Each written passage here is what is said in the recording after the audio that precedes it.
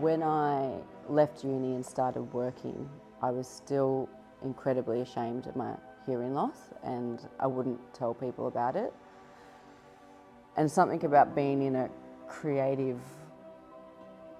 industry where I thought, you know, you have to be cool and attractive, and hearing loss is the antithesis to that, and hearing aids are not cool, and if people saw me with them, then I'm not going to get hired, or they're going to think all these ridiculous things about me. I just find it crazy to think this now, that I actually had those thoughts. Hi, I'm Quill, and I'm a photographer and artist from originally Sydney, but I now live in Melbourne. Well, I was diagnosed with a hearing loss when I was 3. Around 2.5, my mother had noticed I wasn't really speaking and that I was lip reading,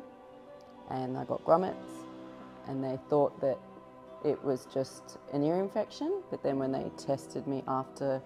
it had all cleared, they discovered that I had a mild to moderate hearing loss. Yeah, so I was 10 when they fitted me with hearing aids, and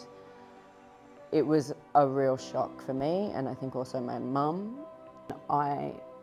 was fully aware, and I don't know how I was aware of this, but I was aware that there was stigma towards people who were deaf. But I remember friends, you know, making fun of me, being like, they'd be like, oh, partially deaf Kate. And there were these deaf jokes that happened throughout my sort of later teenage years. And I would just laugh them off, you know, and I think a lot of people that get sort of teased end up, the easiest way to go along is to go along with it. I obviously knew that there were things like deaf camps, and I think my parents had probably told about them, but because I was like, I'm not deaf, I wear hearing aids, but I don't need them. It wasn't until I was 26 and I was reading a magazine, and there was an article about a young woman who was deaf, and she was also a photographer, and there was just one portrait and about 1,000 words in this little article, and I just started crying because it still makes me emotional, but it was the first time I had seen deafness viewed in a way that made it interesting and something that was beautiful, and that this woman was celebrating a part of her life, that, you know, that she had pursued a visual career because she was profoundly deaf, and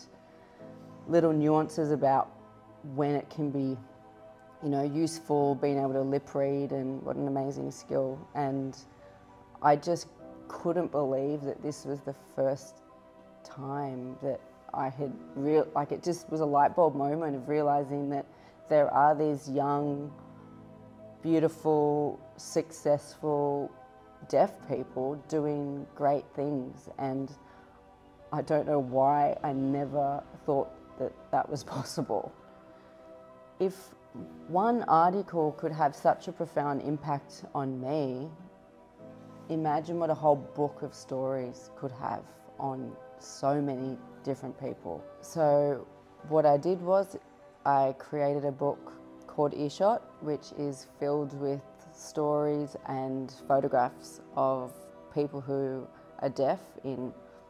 all kinds of different ways and of all different ages, and from all walks of life and different parts of Australia. Was that when I created Earshot and I met all these other deaf people, I started to realise that, oh, there are these deaf people that are super extrovert and funny and really quick-witted, and all these qualities that I just thought I couldn't have because I was deaf. I find images easier than words, and I've always thought, well, that's why I created the book, that I would just hand my younger self this book of stories of so many other deaf people, and a book that shows deafness as something that can be beautiful and interesting and celebrated, to just know that this is who you are too. You know, you're one of these people. By saying, oh, by the way, I wear hearing aids,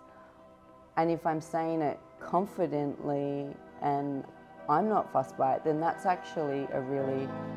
that's an attractive quality.